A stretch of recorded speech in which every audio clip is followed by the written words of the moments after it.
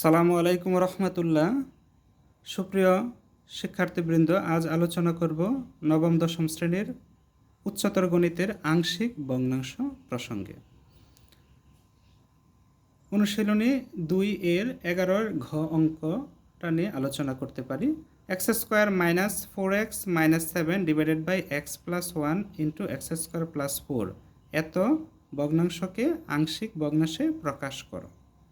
তাহলে আমরা কথা না বাড়িয়ে সমাধানের দিকে অগ্রসর হই। সমাধান: মনে করি x square minus 4x minus 7 divided by x plus 1 into x square plus 4 equal A by x plus 1 plus B x plus C by x square plus 4 equal 4। এটা ফার্স্ট ইকুয়েশন, প্রথম সমীকরণ।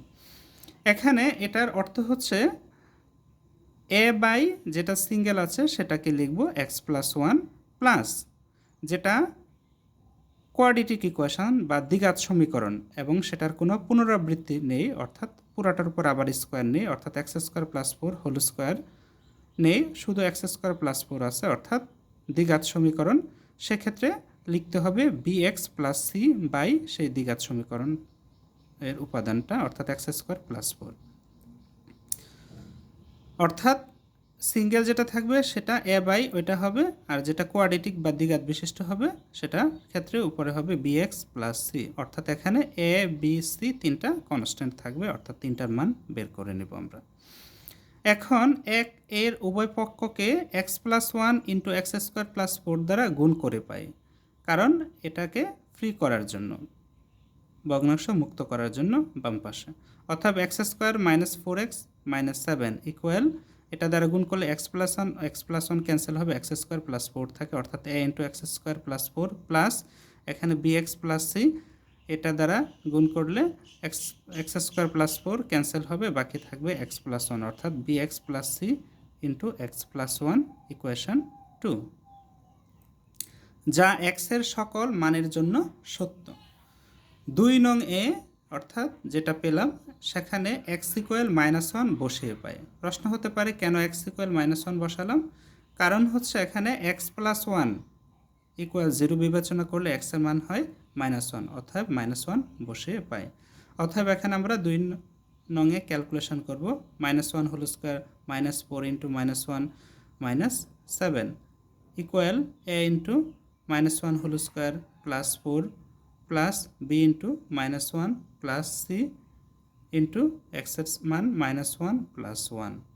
অতএব minus 1 whole square plus 1 minus মাইনাসে plus 4 minus 7 equal A into minus 1 whole square অর্থাৎ 1 plus 4 plus minus B plus c minus 1 plus 1 equal 0।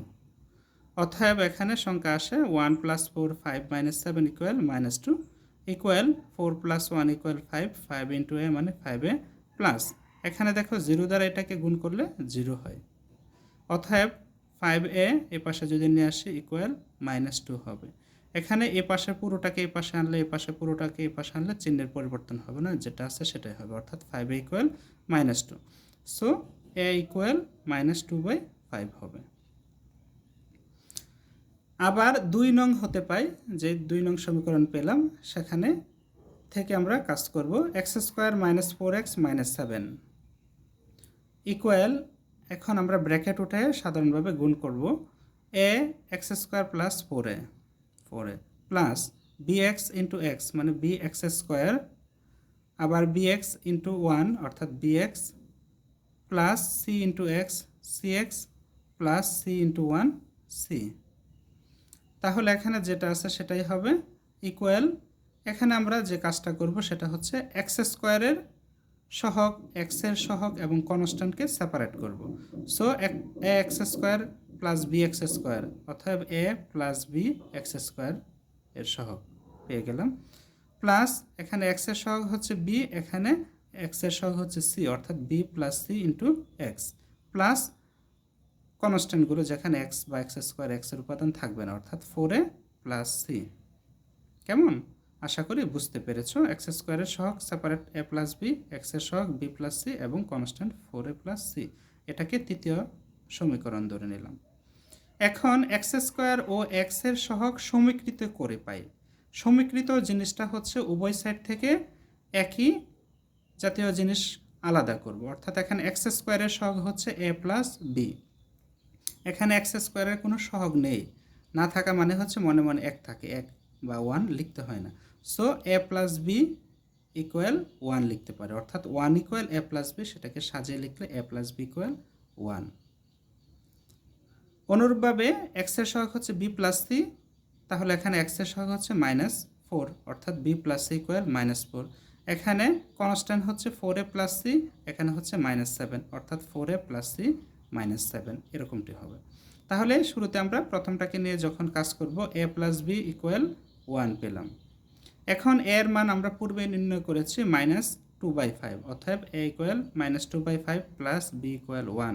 So B equal one, minus two by five এ পাশে গেলে প্লাসের two by five, অর্থাৎ calculation করলে যেটা হবে সেটা হচ্ছে সেভেন বাই ফাইভ। সুতরাং B equal seven by five.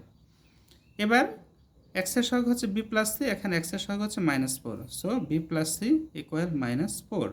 এখানে সি কে যদি সেপারেট করি, C equal minus four minus B, অর্থাৎ মাইনাস ফোর মাইনাস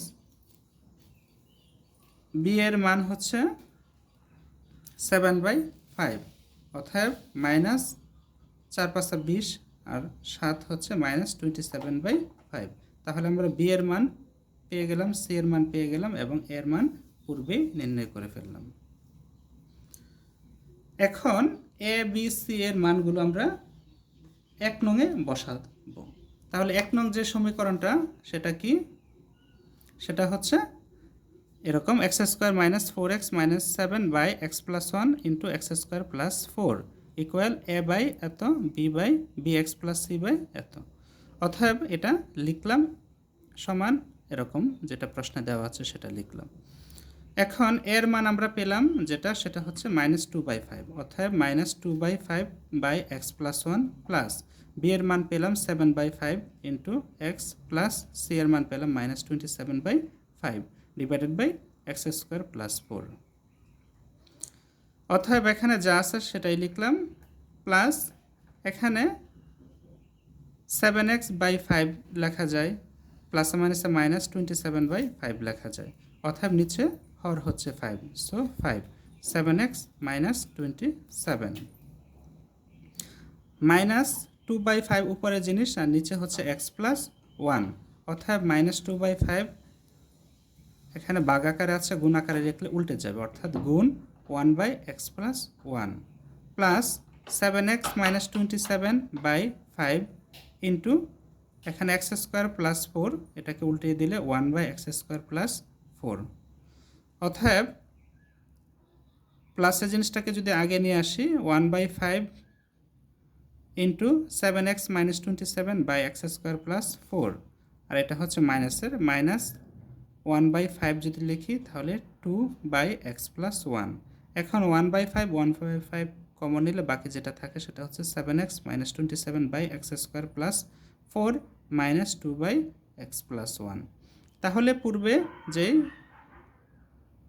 ভগ্নাংশটা ছিল এরকম, এখন এই ভগ্নাংশ একটা ভগ্নাংশকে ভেঙে আমরা দুইটি ভগ্নাংশে আংশিক রূপে লিখলাম, অর্থাৎ একটা ভগ্নাংশ এটা আর একটা ভগ্নাংশ এটা, এরকম, অর্থাৎ যে একটা ভগ্নাংশ দুইটা ভগ্নাংশ, তারপর কমন নিয়ে সেটাকে সেপারেট করলাম। কমন প্রয়োজন হলে নিব, না হলে নেই। ইহাই নির্ণয় আংশিক ভগ্নাংশ। আশা করি ভেঙে ভেঙে বোঝানোর ফলে বুঝতে পেরেছ, অধিকতর সহজ হয়েছে। আল্লাহ হাফেজ।